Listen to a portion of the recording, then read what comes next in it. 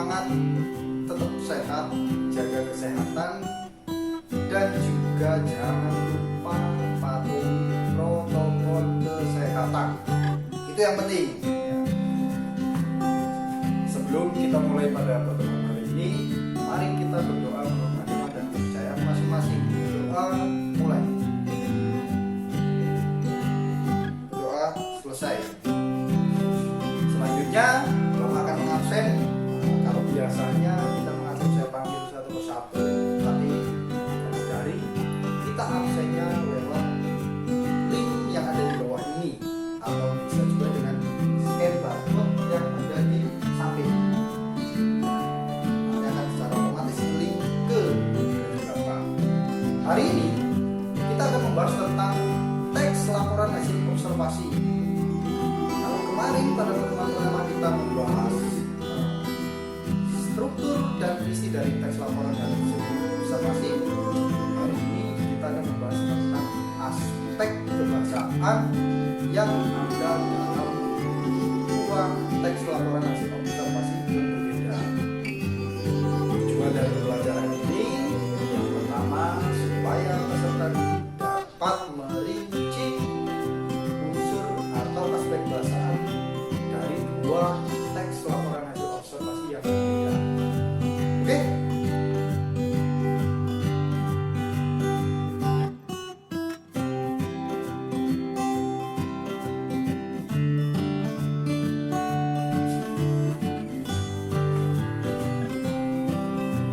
Anakku, seperti yang sudah saya sampaikan tadi di awal, hari ini kita akan membahas unsur kebahasaan. Ada 8 poin yang akan kita bahas. Poin pertama ada di samping sebelah kanan Bapak, penggunaan verba, penggunaan nomina, penggunaan frasa dan konjungsi. Dan di sebelah kiri Bapak ada penggunaan kalimat definisi, kalimat deskripsi, kalimat simpleks dan kalimat kompleks. Setelah ini akan Bapak uraikan dari pengertian dan contoh tersebut. Unsur kebahasaan. Yang pertama, penggunaan verba atau kata kerja. Kata kerja adalah kata yang menyatakan suatu tindakan, keberadaan, pengalaman, atau pengertian dinamis lainnya. Kata kerja biasanya menjadi predikat dalam suatu kalimat. Contoh, katak melompat untuk pindah dari satu tempat ke tempat lainnya. Dari kalimat tersebut, mana yang termasuk kata yang melakukan tindakan, yaitu melompat karena berpindah dari tempat satu ke tempat lain. Itulah masuk ke dalam jenis kata kerja. Yang kedua, penggunaan nomina atau kata benda. Nomina adalah kelompok kata yang menyatakan nama dari seseorang, tempat, atau semua benda dan segala yang dibendakan. Nomina bisa berfungsi sebagai subjek atau objek dari klausa, bisa juga sebagai pelengkap. Contoh, katak, hewan, amfibi, serangga, dan masih banyak yang lainnya. Kursi, meja. Selanjutnya ada yang disebut dengan frasa.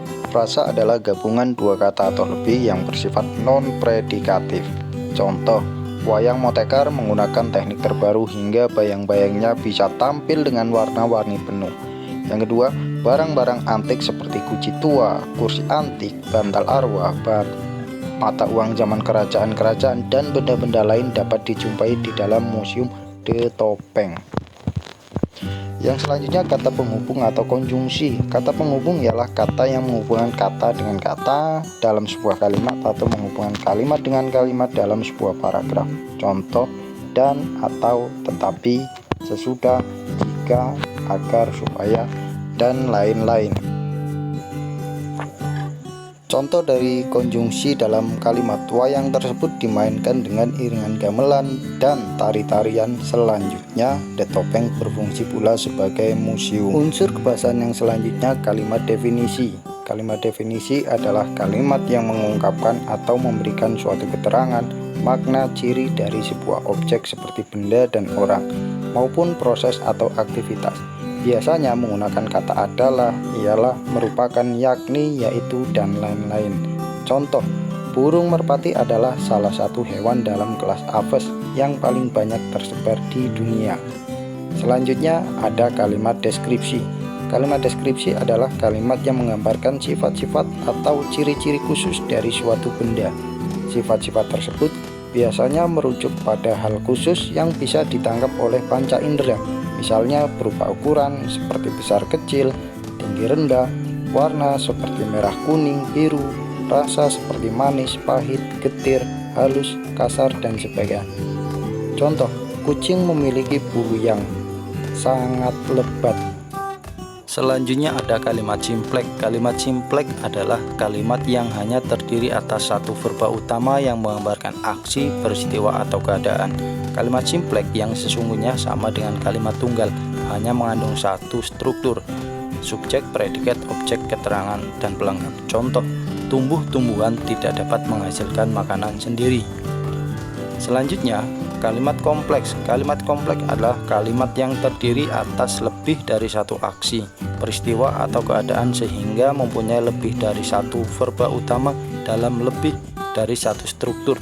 Struktur yang satu dan struktur yang lain biasanya dihubungkan oleh konjungsi, tetapi sering juga hubungan itu hanya ditunjukkan oleh tanda koma atau titik koma, bahkan tidak ditunjukkan oleh tanda baca apapun. Contoh kalimat: semua benda di dunia ini dapat diklasifikasikan menjadi dua kelompok, yaitu benda hidup dan benda mati.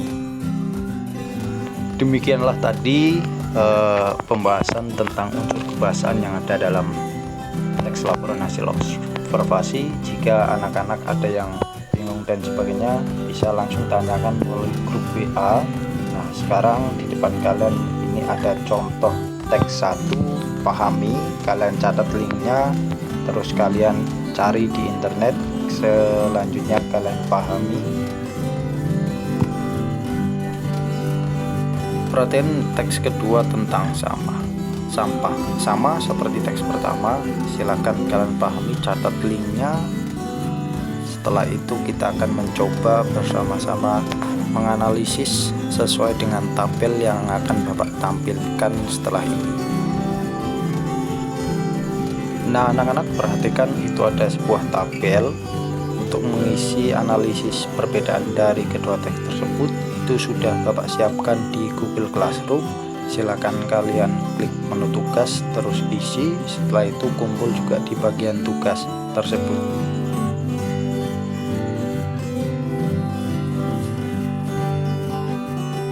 Anak-anak, demikianlah pembelajaran proses pembelajaran kita ini. Sampai jumpa pada selanjutnya.